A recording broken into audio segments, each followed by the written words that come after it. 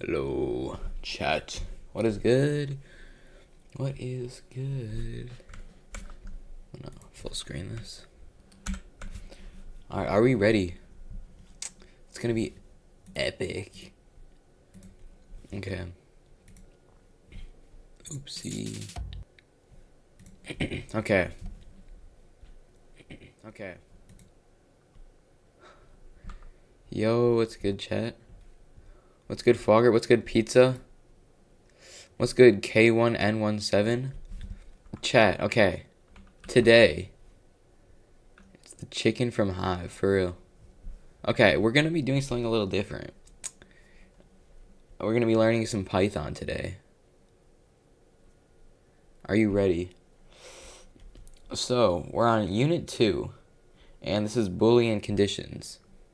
Yo, what's good, GlitchoCube? Yo, congrats on getting monetized, by the way. Khan Academy, yes, sir. It's kind of crazy. Okay. So, yeah. If you don't know, Booleans are like true or false. Wait, I need to ping the Discord. I forgot about that. Okay.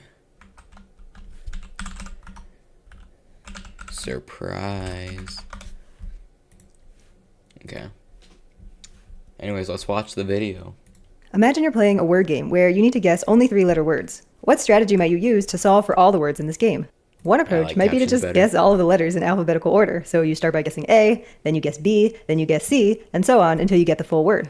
We think we can be a bit more clever than that. So what if instead we guess the letters in order of how frequently... Was that cat, Dazale? Guys, don't ask. I need the watch hours, okay? They occur in the English language. Both of these processes will get to the correct solution eventually, but neither is particularly clever or efficient. These solutions do the same exact thing every single time. They don't take new information into account to inform what they do next. For example, that there is an E and it's the last letter of the word. To do this, we need a new type of control flow called selection. We've seen control flow in our programs that use a sequence where one step comes after the other. Selection allows our control flow to branch. We ask a yes or no question, and then based on the answer to that question, we select which branch to continue down, skipping the other branch entirely. With our word game, we might still start with a step that guesses the letter E, but then we might pause here to consider the information we have available, and then decide what to do next based off of it. We'll use a control flow diagram to model all the different paths that are available. Here we ask, is there an E? If the answer is no, we want to keep trying to find the vowel, so we'll guess A. If the answer is yes, then the best letter to guess depends on whether that E is the first, second, or third letter of the word, so we make another selection. If the answer to our question, is E the last letter of the word, is yes, then we're likely to have an OE or an IE ending since those are pretty common, so our next step in this process on this branch will be to guess I. We can continue on in this way until we have a complete process. It's a lot more complex than our first two processes, but we can easily see how this process is more likely to get the correct word in fewer guesses. Now for the terminology. All these things I've just been calling processes, in computer science, these are called algorithms. An algorithm is just a... Okay guys, remember algorithms. Sorry, I don't know why I said it like that. Repeatable process to accomplish a task. Like we saw, algorithms are programming language independent. We express them in English, or any other natural language you may speak. As programmers, we want to think about how we're going to go about solving a problem before we start writing code. So we often spend the majority of our time designing, evaluating, and iterating on our algorithms. Only at the very end do we work on translating our algorithm into code. In programming, there are always many solutions to a problem. To evaluate which algorithm is best for a specific use case, we look at 3 characteristics. Correctness. What's good, Kick Online? This is not school?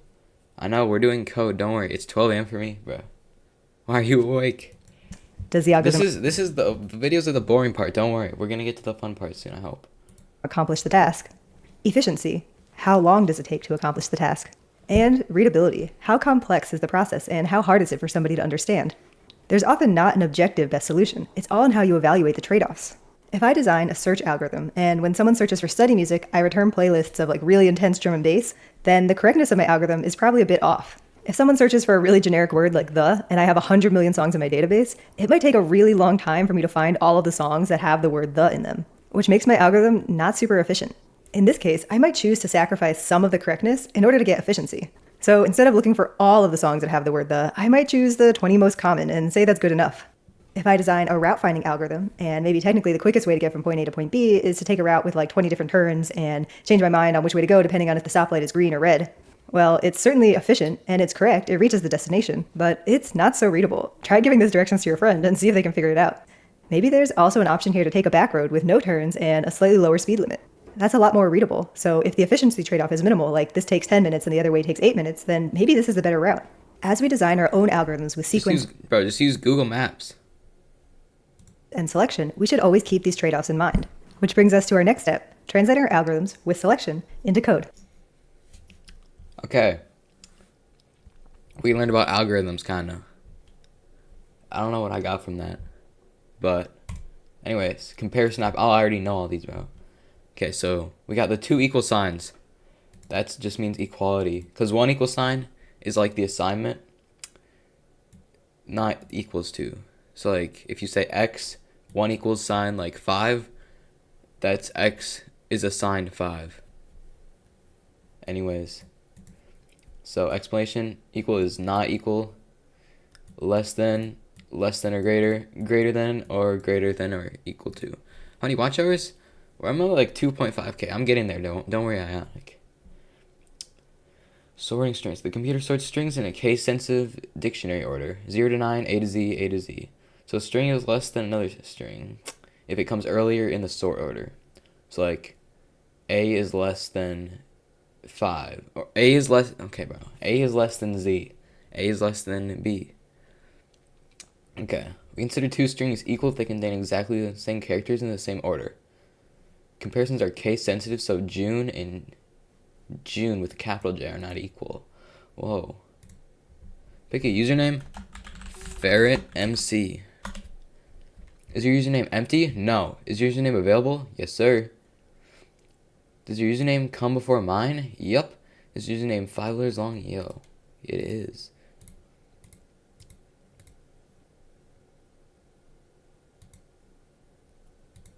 So you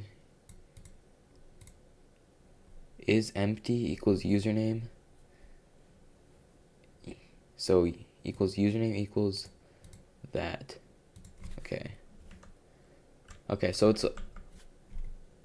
if this equals absolutely nothing, if username equals nothing, then the string will say is empty. It'll say either true or false. Okay, I understand it.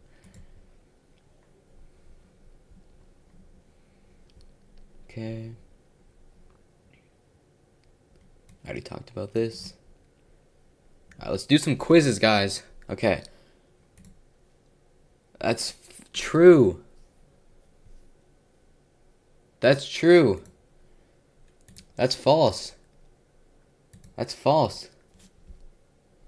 Oh. That's false. I think. No. Yes, no, I think so. Oh, that's false. True. And that's false. Let's check. Oh, shoot, I got one wrong. This must be true. There, okay. Oops. It's okay. Alright. Now we get to watch another video. We can use Boolean expressions to ask questions in our programs, but how can we branch control flow based on Am I gonna get copyrighted for these videos? I hope not. the answer? To do that, we need conditionals. Conditionals form the basis of selection. They allow the computer to decide which code to run depending on whether the answer to a specific question or condition is true or false. The first piece of a conditional is the if statement. We start an if statement with the keyword if. Then we add our condition, which can be any Boolean expression. We always end this line with a colon because an if statement comes in 2 parts. This first part, which is the condition, and the second part, which is the instructions to run if that condition evaluates to true. In Python, we indicate those instructions using indentation. Any lines of code immediately following that condition that are indented 1 level in are considered inside that if statement. If the condition evaluates to true, the computer will go on to execute all of the instructions indented inside the if statement in order. When it's done, it'll go on to execute the rest of the program as normal. If the condition evaluates to false, the computer will skip all the lines of code that are indented inside of that if statement. Instead, it'll jump directly to the next line of code. Yo, what's good? I don't know if this is getting you watch hours. Oh, trust it is, bro. Are you doing school? No, yeah. Well, this is a choice, but it's from school. I coded a trivia game in Python. Yo, W. That's outside of the if statement. That means the first line of code that is indented at the same level as so that you get watch hours? I bet. initial if. Let's try an example. Here we have the Boolean expression num orders equals 10, which asks the question, is this the customer's 10th order? We can then use this Boolean value in our if statement. We'll indent one print function call inside of the if statement and one outside. The one inside will only execute if it is the 10th order. That is, if the variable is 10th order contains the Boolean value true. We can also write this without the variable, where we just inline that whole Boolean expression in the if statement. Let's trace how the computer executes this. It starts with the first line and assigns the value 10 to the variable num_orders. Then it hits this if statement. So first, it evaluates the Boolean expression. 10 is equal to 10, so this evaluates to true. Because it's true, the computer will execute the lines of code indented inside of the if statement. First, it'll print your order is free, and then it'll assign the value 0 to the variable num_orders. Then it just keeps moving through the rest of the program in order, so it'll print the value of num_orders, which is now 0. Now let's say instead num_orders was originally set to 3. When the computer executes this program, it'll assign the value 3 to num_orders, evaluate the Boolean expression, 3 is not equal to 10, so this is false, and then because it's false, we'll skip the lines of code indented inside the if statement. It'll jump to the next line of code outside, which is print num_orders, so it'll print 3. Note that if we didn't indent the line of code num_orders equals 0, it would be considered outside of the if statement. So in the false case, num_orders would be set to 0, and then it would print 0. In the true case, we would print your order is free, then we would set num_orders to 0, and then we would print 0. You can write if statements with any Boolean expressions as conditions, and you can put any and as many instructions as you want inside of them. With this conditional, I could make sure to only ask the follow-up question chicken or tofu if the user ordered pad thai, because if they ordered the papaya salad, that question doesn't make sense. Note that in most IDEs, we indent using the tab key. Our standard lines of code should line up directly with the left margin, that is, there should be no spaces or indents before them. Lines of code indented inside of an if statement should be one tab key over. Getting the indentation right is crucial because this is the only way we can tell the computer which lines of code are inside the if statement and which are outside.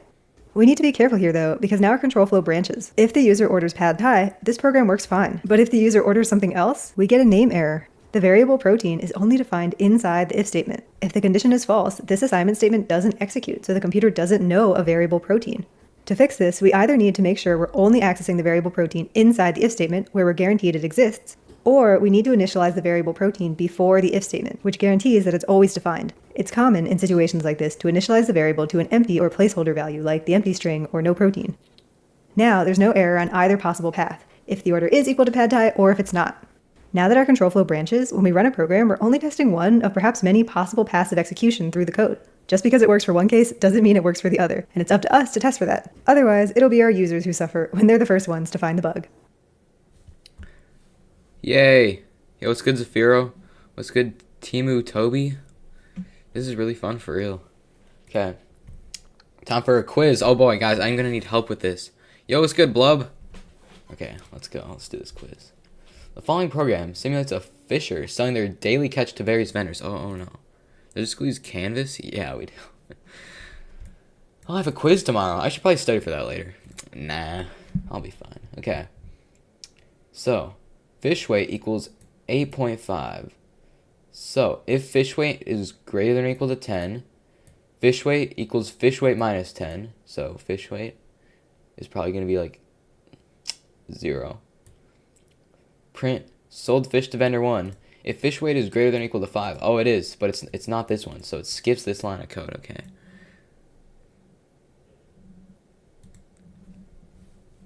Oh, yeah, thank you, EXO. I learned that from ChatGPT for some reason. Anyway. So it's gonna be only sold fish to vendor 2. This one. Good job, Ferret. Because it's only one of them was true. X is not equal to 4. Yes. X equals 4. No. X is greater than 7. No. X is yeah. Uh-oh. Oh, which one's the value to be false? Oh my gosh. I read it wrong. We don't talk about that, guys. You know what? Let's restart. Because I need to get an A+. Anyways, we already know the answer for this one. It's going to be this.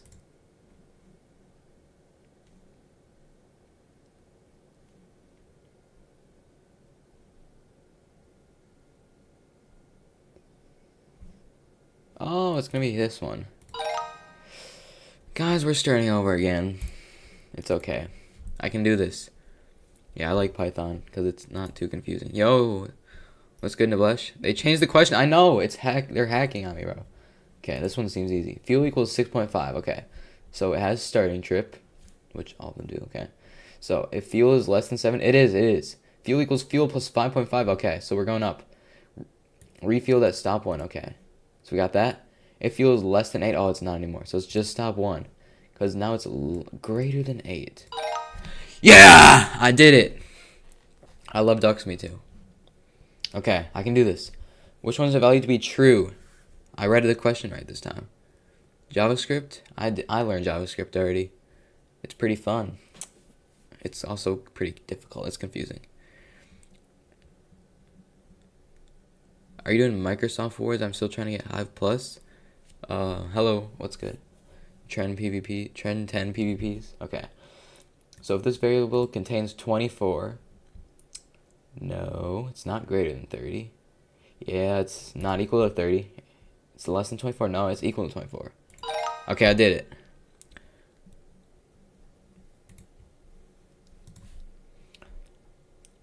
Following program performs maintenance checks on air filters. Whoa. Okay.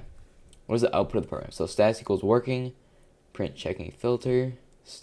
If status doesn't equal working. Okay, it's just going to say this one. Yeah. Let's go. Okay. Masoma. Bro, whose name is Masoma? I mean, if your name is Masoma, like that's cool, but like I've never met a Masoma before. Anyways, it's programming a voice-activated music speaker. She wants the music to play when the user says the word start. If voice command equals start. Yeah! Let's go. Okay. We got them all right, baby. Okay. One more video, then we can do it. Then we can start the challenge. Don't worry, guys. Let's design a program. The fun part is about to start, where we get to actually code instead of just learning about booleans. Using Boolean expressions and if statements. The public transit system wants to build an app that determines a passenger's bus fare. The standard bus fare is $4.25. However, they offer discounts for certain age groups. Kids under 5 ride for free, and seniors, those who are 60 and over, get $1 off their fare. Guys, I'm under 5, so I get to ride for free. We want to break down the problem so we can focus on getting one piece working at a time. Let's start with the kids case. First, we want to come up with a Boolean expression that's going to be the condition for our if statement. This Boolean expression should ask the question, does this passenger qualify as a kid? For the purposes of the bus fare, we said a kid must be under 5. That means we need some data about the passenger in order to answer this question. We need to know their age. So we'll add an input function call that asks the user to enter their age. Then our Boolean expression would be... Guys, never share your age online, okay? Only for the code you can share your age, don't worry. Age less than 5. Let's test that expression real quick. Oof, okay, we got a type error. The error message says the less than operator is not supported between instances of string and integer. Okay, because you need to change the input to an integer, guys. You gotta change it to an integer by using the int function. Yo, what's good, eatboy20? I'm 7, me too. Age less than 5. I guess it's saying age is a string? Ah, okay, because I didn't pass the result of the input function to an integer. So age is storing the string 3 and not the integer 3. Okay, let's test that again. That's evaluating to true, which is... See, I told correct. you. Now, I told you. You put the int right there. let's try the case where they're over 5. And now let's try the case where they're exactly 5. Awesome. Okay, double checking my requirements. It's correct that passengers who are 5 should not qualify for the kids fare. So this is working as intended. We've got a working condition. Let's put it in an if statement. And we make sure to end this with a colon. Now, what do we want to happen if the passenger is a kid? They get to ride for free. Well, we want their bus fare to be free. To do that, inside the if statement, we can set the variable bus fare to 0. Inside means indented 1 tab over. Let's check our work there and test both cases. And while we're at it, I'm going to inline this condition into the if statement. It's functionally equivalent, but it looks a bit cleaner, especially with the condition so short. Now let's do the same for the seniors case. The condition for a senior is 60 and over, so we'll want our Boolean expression to be age greater than 60. However, this is inclusive, so if you are 60, you are a senior. So this should actually be greater than or equal. Fair is very passionate. Yeah, I know. I don't know Python and I don't like math. I love math. Math is fun. It's awesome.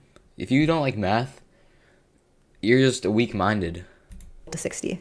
We put that in an if statement, and then if the person You're is a senior, scared we to want try to take new $1 things, bro. off their fare. So the instruction we Sorry. want indented inside the if statement should subtract $1 from the existing bus fare. Let's test that with both cases, where the user is a senior and where the user isn't.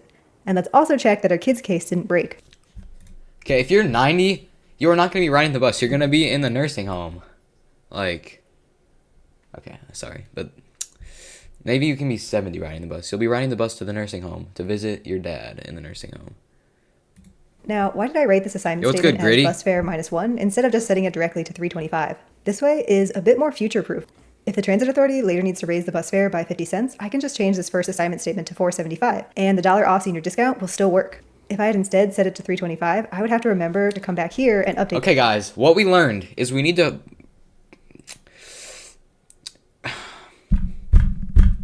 oh my gosh. We need to figure out how to make our code so that even if inflation happens, our prices will still be based off of the price. How the heck does the person talk so fast? I have it on 1.25 speed because I can listen fast. What are you doing? I'm learning Python. We're learning about booleans. This to $3.75 as well. One less requirement, the transit authority wants the app to tell the passenger which fare they qualified for in addition to the price. One way to do that could be to just add a print function call inside each of these if statements. I don't love that user experience. I would rather the existing print statement just print out the fare type. So it might say the senior bus fare is $3.25. That means we need to remember the fare type, so it's still available by the time we get. Now we can use the F string instead of doing like all the pluses, like Exotic said. To this print statement at the end. Sounds like we need a new variable. Inside the senior if statement, we'll set the fare type to the string senior, and inside the kids if statement, we'll set the fare type to the string kids. Then we can concatenate the fare type into our print statement. Okay, now let's go in and check all of the possible cases. We start with the senior case. Looks like that works. Then the kids case. Looks like that works. And we also want to check the standard case, where neither if condition evaluates to true. Whoops, that gives us a name error. The variable fare type Oh, come on, lady. You can do better than that. is not defined. Which makes sense because the assignment statements to fare type only exist indented inside the if statements. That means if both conditions evaluate to false, neither of these assignment statements run. So we need to initialize the variable fare type so it exists in the standard case. Nice, it works. I'm going to get started on the transit authority's next feature request, deducting bus fares from the user's balance. Okay, we learned. Going back to 4th grade years later, for real. They purposely sell the clips so you learn. The new lines don't work on my T. X equals input, say something. Well, true, try. I don't know what try means. Exotic, stop saying stuff. Okay, guys, we're gonna learn about recycling plastic. What material is it? Plastic. What length is it in centimeters? 1. Add a conditional that updates waste type to value recycling. If the item's material is plastic. What do I do? Oh, okay.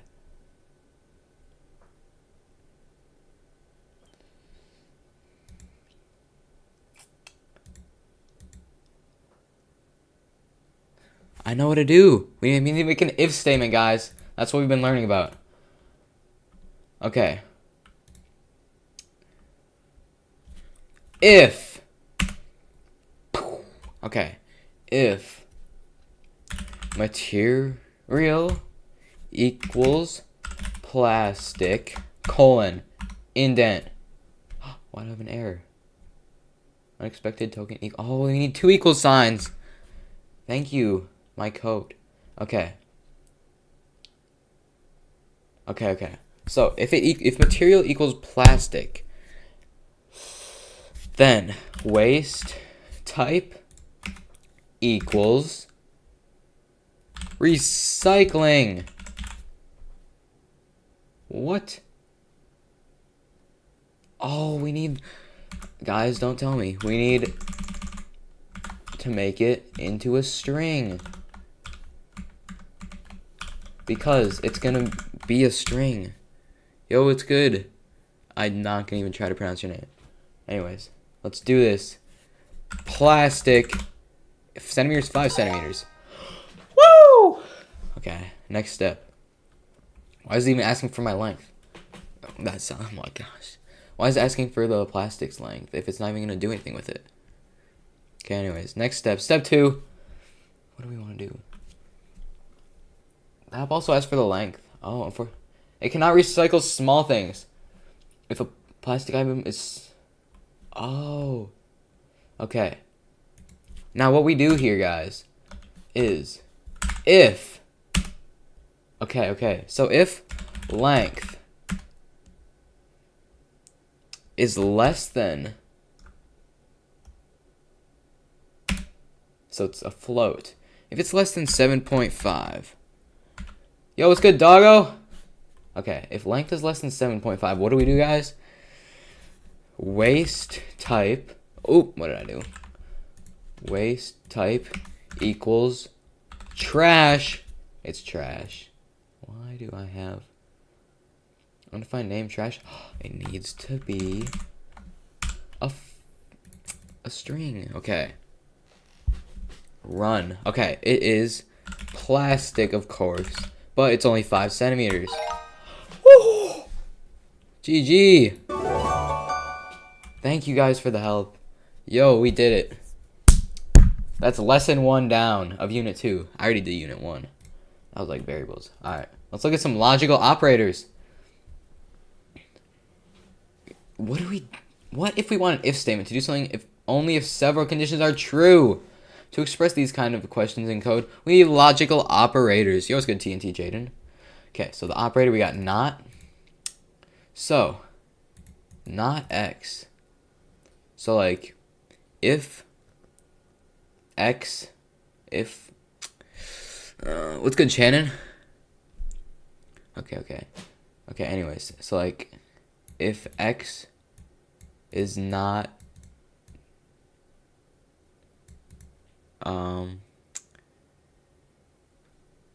I need help. What does it mean? I'll learn about it.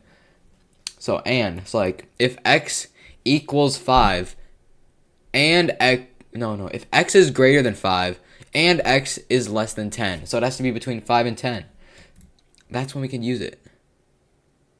Okay, or, so it's like, if x equals 5 or x equals 10, so if you have a $5 bill and a $10 bill, but you can only spend one of them, then you could say, if the cost of the item equals $5 or it equals $10, then yes, you can buy it.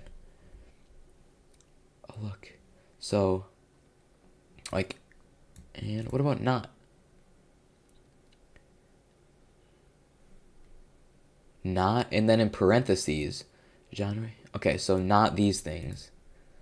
So, like, oh, if it's not, so, like, if this is not true. Okay. I used not in Scratch before, guys, but it's just, like, more confusing when you have to write it out, you know? Okay, anyways, evaluating expressions. And we'll let the Kai Got an Exotic talk about code. Okay, I already know how to evaluate expressions. This is easy. Truth tables. What is that? So it summarizes the result of all possible input combinations. It's so easy to break. Truth tables give us a way to visualize how expressions with what did I do? Okay. Oh my gosh. Anyways, we're in truth tables. So, the not operator negates the result of any Boolean expression. So if it's not true, then it makes it false. If it's not false, that makes it true. Hester didn't promote me today. Yo, what's good? Game Tester Gaming. And so if it's true and false, then it's false. So false seems to take the dub here, because anytime that there's a false, it's automatically false.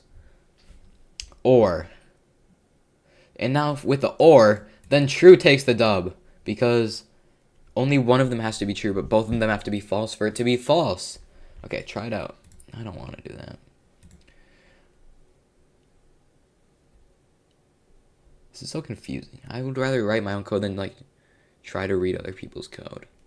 If you make a function in Scratch, then set the function to perform itself, then run it forever. It's break. There's a lot of ways to break Scratch, especially in, like, school Chromebooks, because they're so bad. Like, you can literally just do something like that, and the Chromebook will just shut down. Anyways, okay. Are the beats per minute between that and that? No, they're not. Is the genre of any of the spellings lo-fi? Yes, it is. True. This is not one of my study or running songs. Okay, good for you, bro.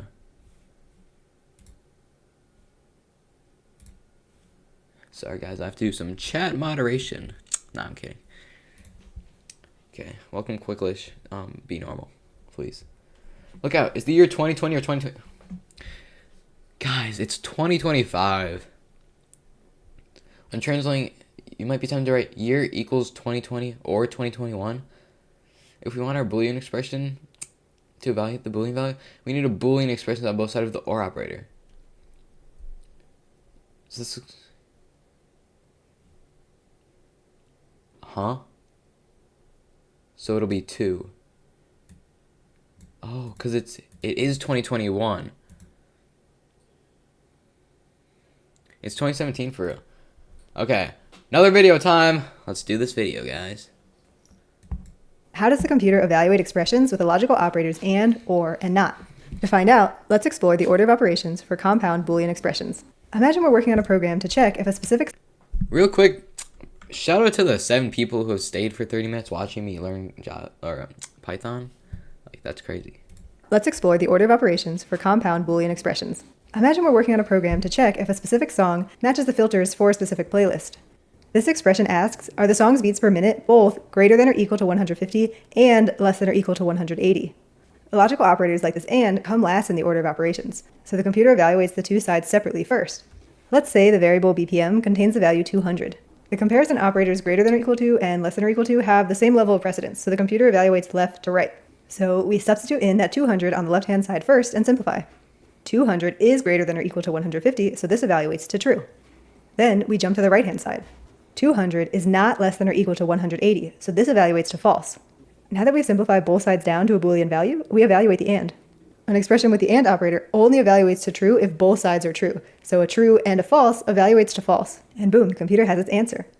Let's try an expression where there are multiple logical operators. This asks the question, is the genre any of the spellings of lo-fi? Let's say the variable genre contains the string lo-fi. We evaluate the expressions around the logical operators first, and then apply the ORs. We start with the leftmost expression. These strings are not equal, so this evaluates to false. We jump to the second expression. These strings are equal, so this evaluates to true. And then the third part, these strings are not equal, so this evaluates to false. But with the OR, only one of them needs to be true, so it's going to be true. Now that we're all simplified, we take a look at the ORs. An expression with the OR operator evaluates to true if at least one of the sides is true. Yeah, False or true evaluates to true. I got it. And then true or false evaluates to true. Yeah. Now you may be thinking, whoa, True did or I even need false? to evaluate that last part? Once I knew that second expression evaluated to Oops. true, I knew that my final answer was going to My be true. microphone fell. As it's evaluating, the computer makes this same optimization. We call this short circuit evaluation, or lazy evaluation. In its laziness, the computer stops evaluating as soon as it knows the final answer. Yo, what's good, reacted With the horse? OR operator, the computer stops evaluating as soon as it finds a side that evaluates to true, because no matter what's on the other side, the expression will always evaluate to true. True or true Wow. evaluates to true. The and computer's true or so false. lazy. I vaguely remember you, yes. Bro, this computer needs to stop being lazy. and Also do its evaluates work. to true. With the AND operator, we have the opposite. The computer stops as soon as it finds a side that evaluates to false. No matter what's on the other side, the whole expression will evaluate to false, because false and true evaluates to false, and false also evaluates to false. Why is the computer being like officey? Okay, so the computer's saving itself some work. Why do I care? Consider this Boolean expression. It looks pretty sensible, but what if the variable group size contains the value 0? The computer can't divide by 0, so this gives a runtime error. Well, we could just not do that, but we might not control the value of group size. Maybe it's set by user input. To solve this, we can check that group size doesn't equal 0 first. If group size is equal to 0, the left-hand side will evaluate to false, and the computer will short circuit. It'll jump to the conclusion that the whole expression must evaluate to false and won't bother evaluating the right-hand side, thus avoiding the division by 0. We can use this pattern across our programs, taking advantage of short circuit evaluation to check for preconditions that allow... Guys, don't divide by 0. Yo, what's good, Sting? Apple devices suck. Just use Windows. Actually, just use Linux. Linux is even better than Windows. allow us to avoid possible errors. Last bit, what about the not operator? The not operator takes precedence over the and or operators. That means this expression really asks, is the genre not equal to rock, and is the BPM greater than 130? Now, we want to be careful about overusing the not operator when we don't need to, because it tends to make things more confusing. For example, this expression is just equivalent to genre not equals rock and BPM greater than 130. If instead I put parentheses here, I would be negating the whole expression. This asks, is it not both a rock song? Okay, so it's like math. Because not... like you use the distributive property, right? So not goes to genre and not gets distributed to beats per minute. If there's parentheses. What the heck is this? Yo, computer. I'm using, look, computer science. It's your brother. Both Python is a coding language? Yeah. 0 to the power of 0 is 1. Using math. Because, yeah. 6 divided by 6, you're splitting 6 into 0 pieces, so you have 6 pieces. No, you're saying how many times does 0 go into 6? It's undefined. Because 0 can't go into 6 any amount of times. Even infinity is... Yeah, you just can't... You can't do that. You can't...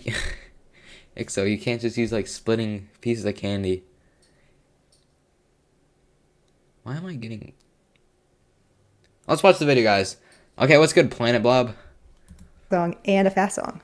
That's equivalent to the expression, is the genre not equal to rock, or is the BPM less than or equal to 130? If either of these conditions is true, then this and expression would evaluate to false, which means not it would evaluate to true.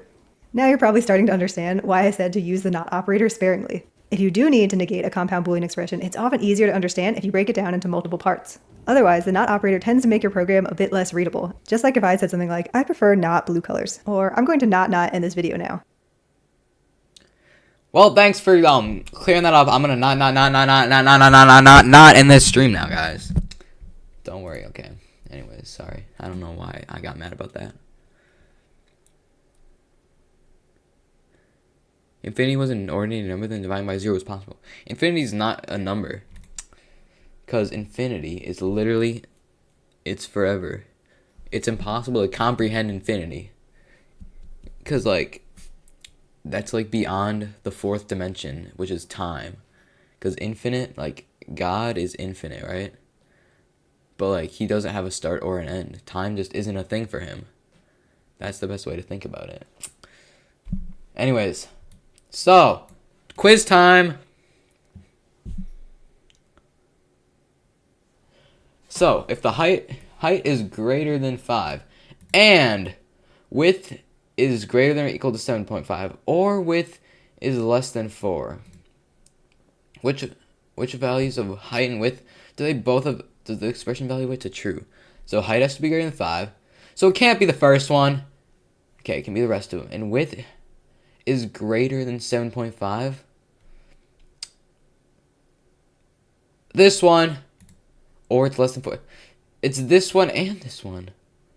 Guys. Oh, wait, there's 2 answers. Okay, I was so confused.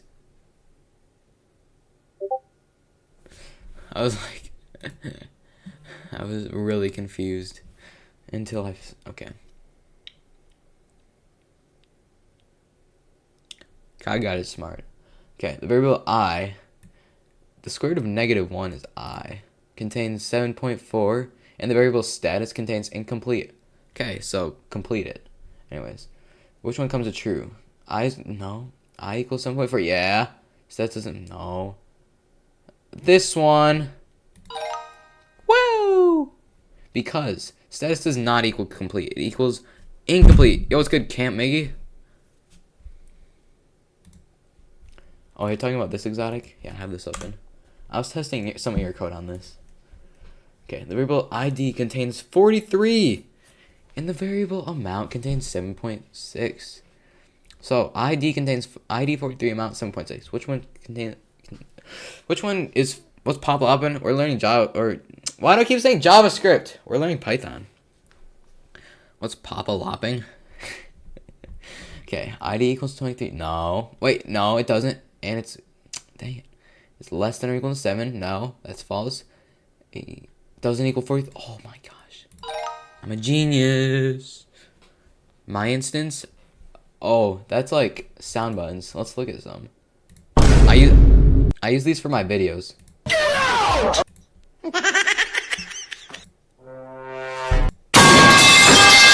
Ow! Oh, my ear. That hurt a lot. Okay. Sorry guys for your ears. Anyways, so Connor is programming a parasol. What a nerd. To automatically open under certain conditions. So is this like an electric umbrella? Wait, what is a parasol? Parasol. Okay, yeah, it's an umbrella. Parasol. I do not want parasol diapers. Okay. Programmable. This just sounds stupid. Why would you program an umbrella? Program it. Okay. LED. Anyways, this isn't the point. Okay, only open if it's rainy. You want the parasol to open if the weather is rainy? If the weather is rainy? Bro. I'm so cooked. If the weather is rainy. He also wants the parasol to open if the temperature is over 26 degrees Celsius. Okay, if weather equals rainy and temperature... Oh, what's this one? Let's go. The weather is rainy. The weather is rainy. Okay, I did it anyways. Program just... Oh, another video. Let's design a... Are you guys ready for a video? Then we get the challenge though. Then we get the fun part of this. What are you looking at? We're watching a video right now. We're coding in Python. You stream some Python for real. program with compound Boolean expressions. We're working on an automated content moderation system for our site. Oh, it's like Discord. Let's see, has anybody been a That's not the point, guys. We're not. Our system to I'm automatically not gonna get distracted that easily. To short Doug Langstream, I need watch hours. Emergency, watch hours, emergency. Questionable, so our team can investigate further and decide which ones to take down. We also want to automatically promote any posts that we think are particularly useful. Potatoes are dumb? Bro, what did potatoes do to you? Can variables store booleans? Oh, yes, they can. So that they appear at the top of the page. Let's think about what our algorithm for flagging posts might look like. Our moderators have told us that they're especially wary of new accounts. It's not often that users who have been on our site for a while... He's a new account. We gotta be wary of him. All of a sudden start posting a ton of spam. They're of course legitimate new users, and we don't want to discourage them from using our site by flagging their posts all the time. So we think the best thing to do might be to check for a combination of conditions. We have available the overall sentiment of the post, whether it's positive, neutral, or negative. Here, we're most worried about negative. It's negative, bro. What did Mr. Winston, bro? How could you be so mean to potatoes? Negative posts. We definitely don't want users bullying each other or promoting violence on our site. Alright, now what about our algorithm for promoting useful posts? We want to make sure not to promote posts that are negative, but we want to be fair and not just promote posts that talk about how great our site is, so we'll consider both positive and neutral posts. Then we decided we also want to value consistent users, people who have been on our site for a while and represent trusted voices. We recognize this isn't a perfect algorithm, but we think it might be good enough for what we're trying to do here. Next step, let's translate our content moderation algorithms into code. We start with our two pieces of data, the sentiment of the post and the user's account age in days. Our algorithm for flagging was if the sentiment is negative and the account is new. Let's say new is less than a week old. That means our condition is the sentiment equals negative and the account age in days is less than 7. It's an and because we only want to flag if both conditions are true. We surround our compound condition with an if statement, and then inside the if statement, we want to print our content moderation decision. That lets our moderators know to take a closer look at this post. Okay, now let's test this on a couple different posts. A negative post created by a new user should get this flag. A negative post created by a longtime user shouldn't, and a positive post created by a new user shouldn't either. Let's work on our post promotion algorithm next. This algorithm was neutral or positive posts from trusted accounts. Because there's only 3 possible sentiments, positive, neutral, and negative, I'm locked in. This is equivalent to saying sentiment is not equal to negative. For trusted users, let's go with an account age that's greater than or equal to 30 days. That's not the perfect equivalent, but we think it'll provide a good approximation. So we add our if statement, and then inside the if statement, we just want to signal that the post has been featured. So we indent a print function call inside the if statement. Then let's run through a few test cases to make sure this is working as intended. A negative post by a trusted user, a positive post by a new user, and a neutral post by a trusted user. We have it working, but we want to refine our algorithm a bit. We are noticing that some not super useful posts are getting featured. What's good, Dread? Thumbnails deceiving? Like that post we had at the beginning. I'm sorry. Said hi. We think we can make a good generalization here that posts that are super short or super long are probably not the most useful. So let's add another condition to our feature case. To do this, we need a new piece of information about each post. We need to know how many words it has. Our team says it should be easy to get this data, so we'll add a new variable word count. This is about to make our condition super long, so I'm going to break it up into multiple pieces to make it easier to read. Post lengths that we don't like are less than or equal to 3 words or greater than 200 words. We use an or here because it's suspicious if either condition is true. We store that intermediate result in a variable, and then we add it on to our feature condition. We use an and here because we want all 3 of these conditions to be true in order to feature the post. However, we don't want to feature it if it's a suspicious length. We want to feature it if it's not a suspicious length, so we use the not operator here. That's where we use the not operator, guys. Now we learned how to use not. Now let's check our condition with that post that said, hi. It had a word count of 1, a neutral sentiment, and a pretty old account. Great, now that post is no longer being featured. However, I see I'm getting a lint error now where my line is too long. To fix this, Oh my gosh, bro, why could your line be too long? All you gotta do is press enter and I'm going to plus. break my condition up into multiple variables. Let's say a useful post is not Or make it into multiple. I'm gonna go learn duckling. negative and not a suspicious length. And then let's store the result of the account age check in a variable called isTrustedUser. Then our condition just becomes if isUsefulPost and isTrustedUser, which is a lot easier to understand at a glance. In fact, it's so readable that it's self-documenting, such that we don't even really need this comment anymore because it just says the same thing as the variable names. We'll go on and test with a few more cases to make sure everything works. And then we'll make sure to monitor how our algorithm performs on our site so we can keep making adjustments as needed. Yay! Okay. What do we have to do? Input validation. Enter a day, 31 through 31st. If day is less than 1 or day is greater than 31, print error. Okay. So if day is 5, enter month 3. Error. Oh my goodness. No, we have to have an if statement. If month is less than 1 or month, why am I getting an error, is greater than 12, indent. I did it. 5 and 5. Woo! Let's go. Okay. Now what do I have to do?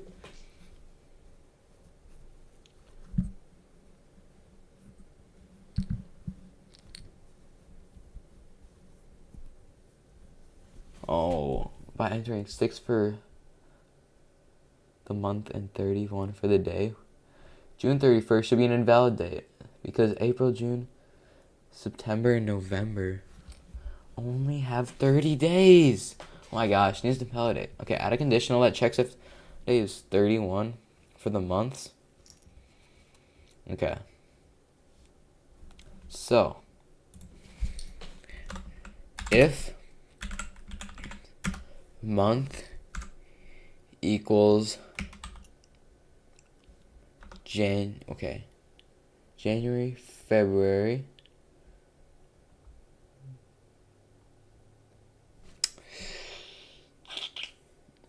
March, April. January, February, March, April is 4. Or month equals April, May, June. So 6. Or month equals June, 6, July, August, September. Or month equals 9.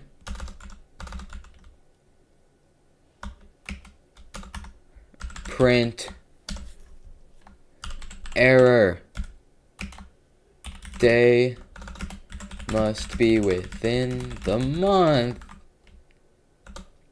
Period. Okay. I'm talking to myself right now. Line 8, what did I do? Oh, I need 2 equal signs. Silly me. Okay. Day, 31. Month, 4. 31st of November, that doesn't sound right. What?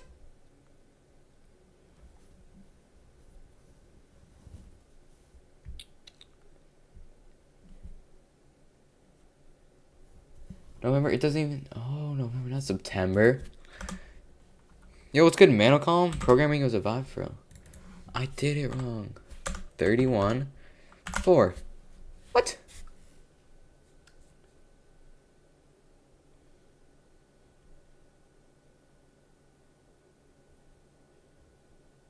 Oh. And day equals 31. 31. What? Yo, what's good, Beans, man? Guys, what am I doing wrong?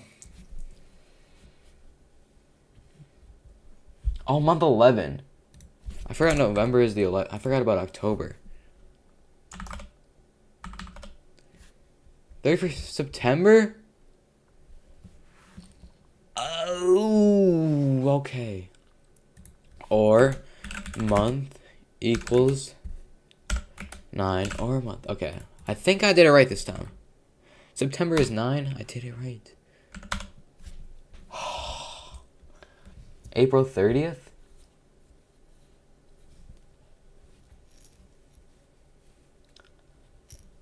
Wait, what? How many days does April have? April only has 28 days. Ferret fan? There are only 30 days in November? Okay.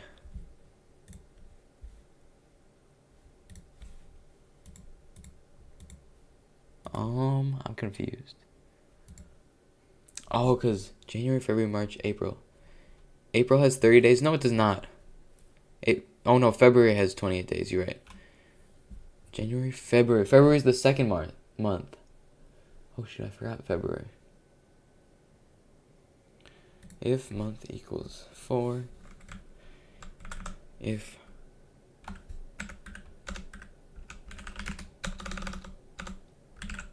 month equals 2.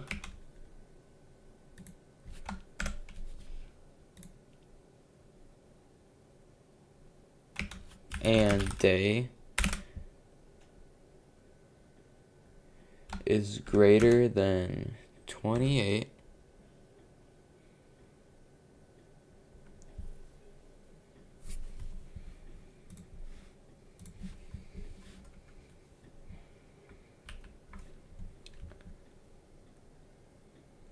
Make a separate code for February? Okay. Let me just delete that. Okay. So February wrong. Thoughts on Zeka Season 8? It's alright. I mean, it's gonna be really cool, but I think the way they introduced it kind of sucks.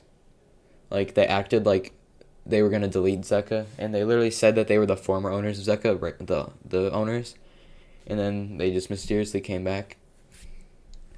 So I don't agree with that, but otherwise it's gonna be really cool.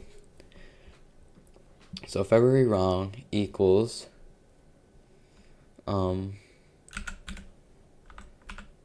month equals January, February. Okay, February is the second month equals 2. What did I just do? Okay, I don't know what I just did.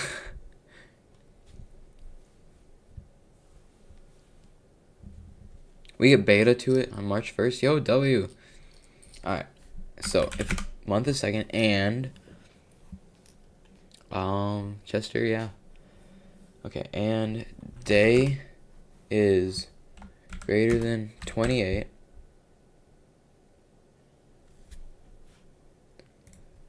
So, then if February wrong equals true, or month equals that or that or that. Too long. Okay. So we can do that. That. Okay. Months equals that. Or months equals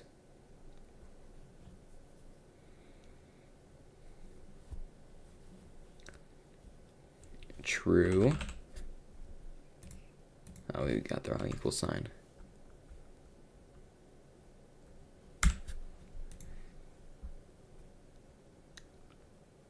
Oops. Okay. So February wrong equals true. What is the error now? Is it true? True.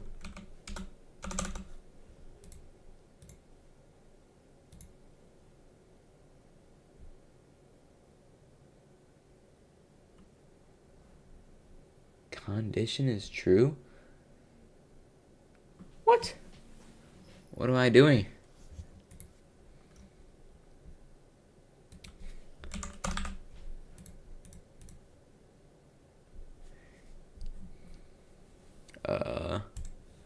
if February wrong, so if month is 2 and days, okay, let's try this.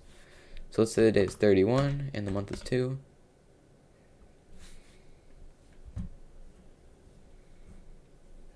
It does. So 32.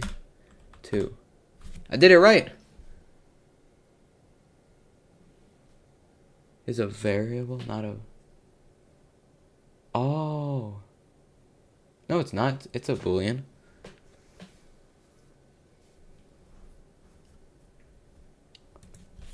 Let's try this. Now it's giving me an error. What is happening? I'm not doing this right, bro.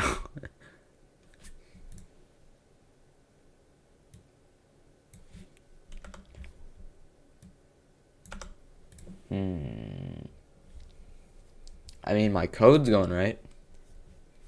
It's just saying that I'm doing it wrong.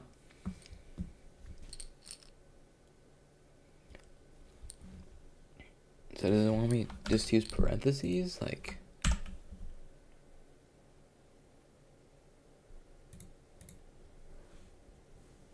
Exotic, I need help. I need help, Exotic.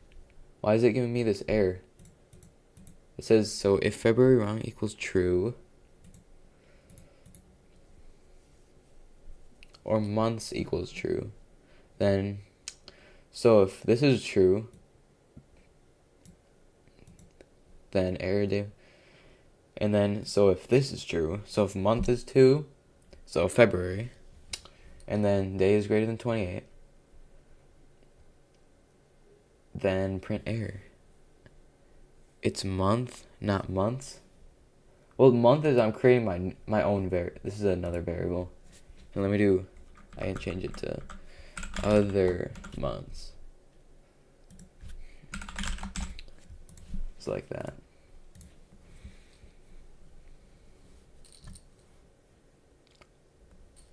Oh, it's too long now, so I'm changing that back.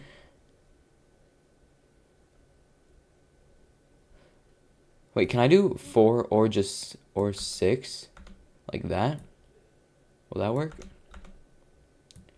I think so. Oh, that does work. How awesome is that?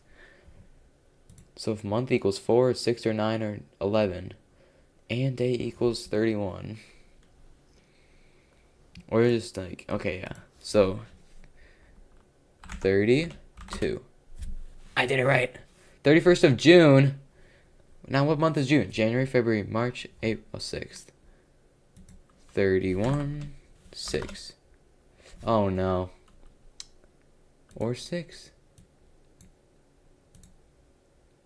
I think this doesn't work, right?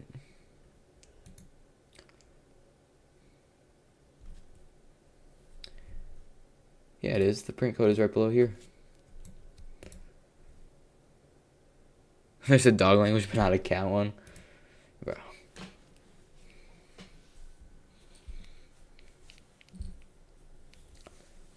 God, I think you're blind. The other statement? Oh, this isn't supposed to be. This is just about... We need 2 print codes? What do you mean? This one's printing for this if statement.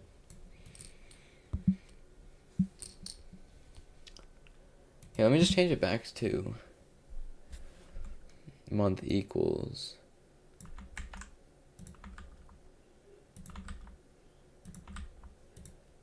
Okay, and then I'm gonna change it just back to months. And change this back to months. See if that works. So 31st of April 30th. Bro! Yo, what's good, Lo-Fi? Okay, 30th. January, February, March of... What? April 30th?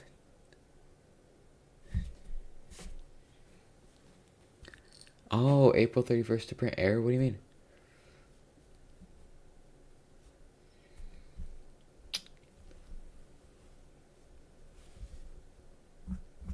It's right here, right? if month equals 4. What are you coding for? To learn.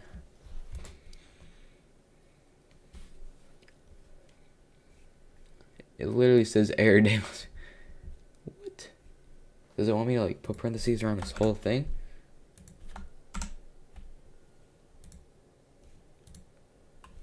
'30th for. It doesn't tell it to do anything. What do you mean? It's an or, so it's saying if this is. So if one of these is false or true, and then also, so if it's one of these months and the day is 31. Alright, should I change that? It just defines months, doesn't do anything. Well, it's making months a boolean, because this is a boolean. So if it equals 4 or 6 or 9 or 11, and then, so this is either going to be true or false. And then, so if or months equals true, so if this equals true, then it should print the error message.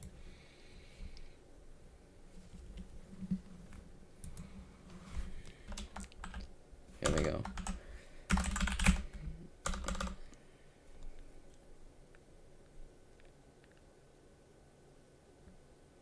Yes, I do have an if statement right here. If months equals true. And then it'll print error. This is the if statement.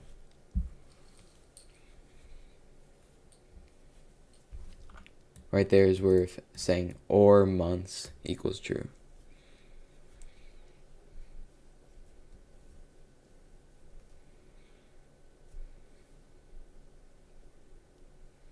I think I'm doing it right, but like not how it wants me to do it.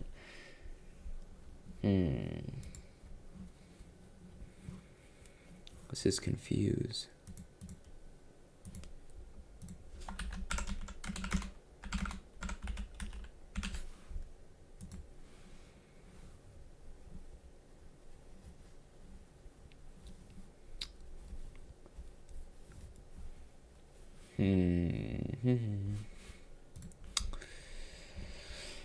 Oh my goodness.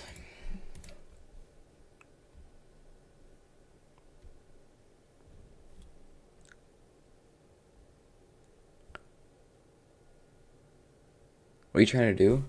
So I'm trying to get it to, so like if it's 30th of February, then it should say error, but which it does. Like I'm trying to have it only be able to give the right days of the month. You can only enter in the right days of the month, which I've done for the most part. Except it's saying that April 30th, which is weird. So I'm guessing it's all of these. It doesn't like just separate for the if statements for February wrong in months. Okay, I'll do that. Oops.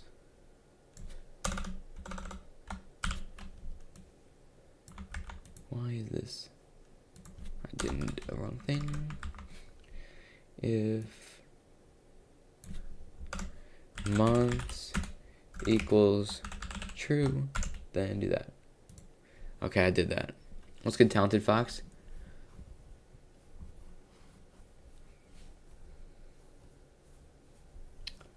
You can ignore February for now, but then it gave me an error for February. Yo, what's good, Boo?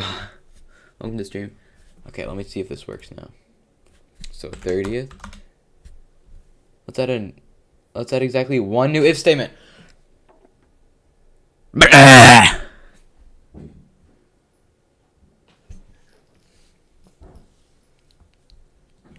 All you did was define it. No, I'm giving it a boolean, because this is going to be a boolean, I think. Yeah. What are you doing? Python. Okay, it only wants one statement. which is weird. So let's go back. Okay.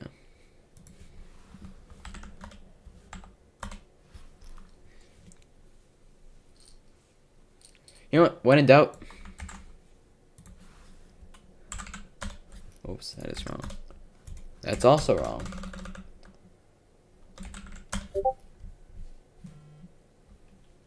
Hello, how can I help? What am I doing wrong with this code?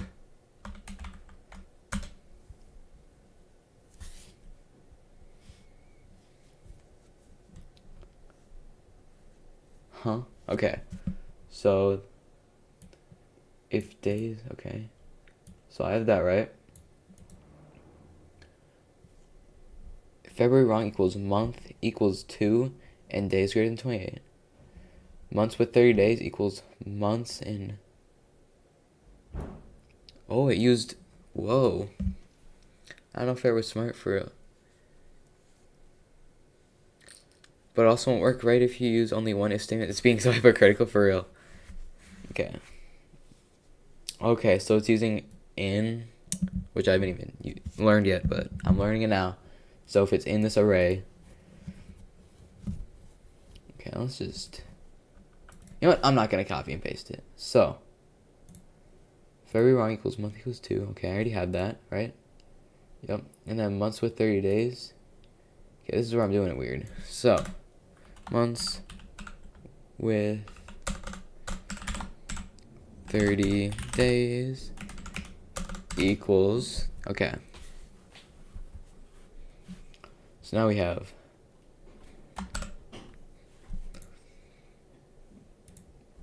month in 2, wait a second. Oh no, not 2, 4, 4, 6, 9, 11, okay. 4, 6, 9, 11, and, wait, no, equals 30, and, oh wait, no, just and days, and day, okay. Day is greater than 30, right? Okay, now we can months with 30 days. Okay. Oh, I don't need the true. Oh, because it's already, so it's saying if true equals true. That's what I've been doing wrong, okay. By the way, I'm sick, dang, I'm sorry, God. I hope you feel better soon. Okay, so I literally, that's what's been weird. Because it's saying, if true equals true, and then if true equals true, or if false equals true, which is weird. Okay, anyway, so let's say, day 31, month 4. Okay, thank you, ChatGPT. Yo, what's good, Z-Magnet? I'm scared I won't finish my vid. Oh, dang. That's sad. Oh, year time. Time to do this all over again. Okay. Okay, so we can go year equals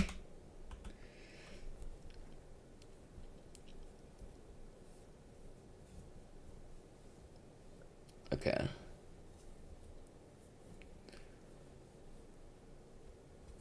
And input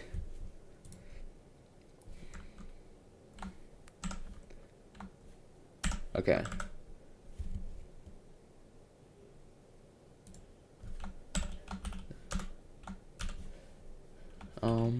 What, why is there 3 parentheses? What is the year? Actually, we'll stick with our pattern.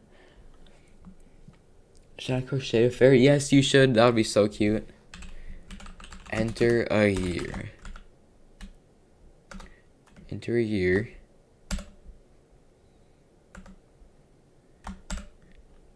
Um, 1000 through 9999. Okay. So, if year is less than 1,000 or year is greater than 9999 colon